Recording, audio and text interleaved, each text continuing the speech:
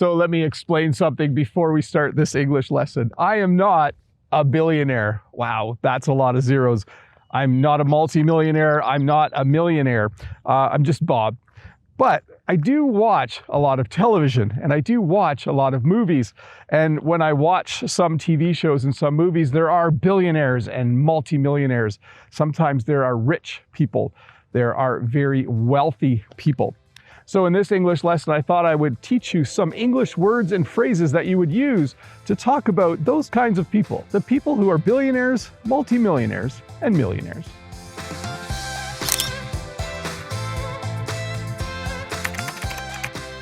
So let's start by talking about where a wealthy person might live. One of the places where a wealthy person might live is in a penthouse. A penthouse is an apartment located on the very top floor of an apartment building. It's usually way bigger than all of the other apartments and a lot more expensive as well. And it's just a great place to live, I guess, if you have lots of money. You probably have a great view of the city around you, and you have a great space to live with lots of privacy. Another place where a rich person might live is in a mansion. A mansion is just a really, really big house. This mansion is enormous. I'm not sure how long it takes to clean every room in that mansion. It's simply really, really big. This person also has some very nice cars as well, but I'll talk about those in a little while. And if I turn, you'll see there's also a helicopter here. So anyways, a mansion is simply a really, really big house. So the piece of property I'm standing on is right on the lake. So we would call it lakefront property. If that was an ocean, we would call this oceanfront property. And wealthy people love to buy pieces of land like this so that they can build things like this. Because this is a lake, we would call this a lakehouse. So whoever owns that house decided that they wanted to live right on the lake. So when they look out the back window of their house, they have this beautiful view of the water. So it's a beautiful day out here by the lake. Actually, I really like the sun hitting the water right there. That's pretty cool. Anyways, I didn't come here to look at the sun. I came here to point and say that a few hundred kilometers that way, or maybe more, there are islands. And if you were wealthy enough, you could buy one. You could own a private island. A private island is an island where only you live. It's private. It's just you that lives there. You probably have a beautiful house on the private island, but I'm not even sure what an island would cost. Probably an enormous amount of money. So there's a number of different kinds of vehicles that a wealthy or rich person might drive if they do drive themselves. And one of those would be a sports car. You might have a nice Corvette, or you might have a really, really nice orange McLaren, like this one down here. That is a very cool car. I really like the color. Or you might drive a Ferrari. A sports car is a car that's designed to go fast. It's designed to be as fast as possible. This is a pretty nice sports car right here. The other kind of car that they might drive is called a luxury car. A luxury car is designed to be comfortable. So they might drive either a sports car because they want to go fast, or a luxury car because they want to be comfortable. Both types of car, though, are very, very expensive. So normally when we talk about toys, we're talking about kids, but adults can also have toys, and they look more like this. So if you were to say, oh, that guy has a lot of toys, it means that maybe he has a motorcycle, maybe he has a jet ski, maybe he has something like this old car on this side of the street. So not just for kids, if you say that someone has a lot of toys, it means they have a lot of fun things. Now, of course, the ultimate way to travel would be by private jet.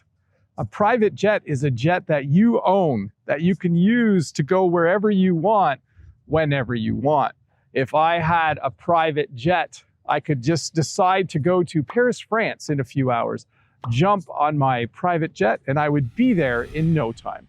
So the ultimate way to travel, if you have the money, is to own a private jet and go wherever you want, whenever you want. Another common thing to own if you have a lot of disposable income By the way, disposable income refers to when you have extra money.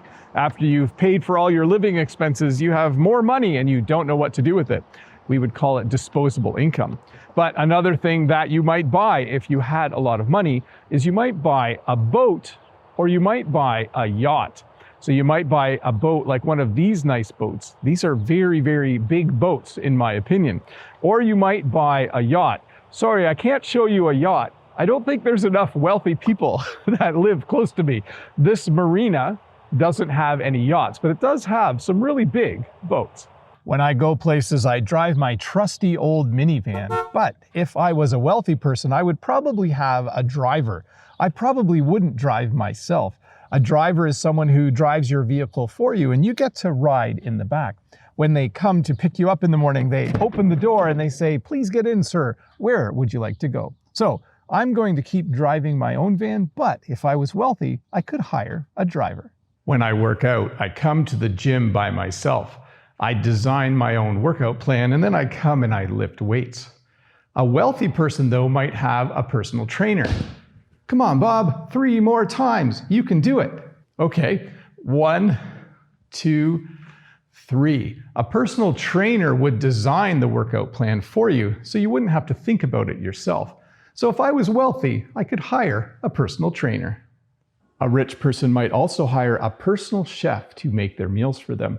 Their personal chef is someone who will make them breakfast, make them lunch, make them dinner, make anything that they want to eat, even some really cool snacks. So a wealthy person might have enough money that they don't want to cook themselves, and they might hire a personal chef. So if you have lots of money, you have to keep it somewhere, and you shouldn't keep it at home under your bed or in a safe. You should probably put it in a bank. Now, this is true for normal people like us, as well as millionaires and billionaires. But millionaires and billionaires might use something called an investment bank. An investment bank allows you to invest your money. It allows you to buy stocks, it allows you to buy bonds, and it allows you to earn a return on that investment. So if you have lots of money, you should keep it safe in a bank.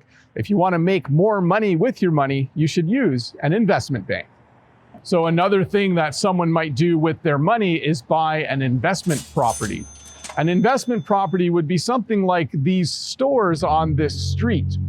You might buy these stores, you might own the building, and then rent the building out to someone else.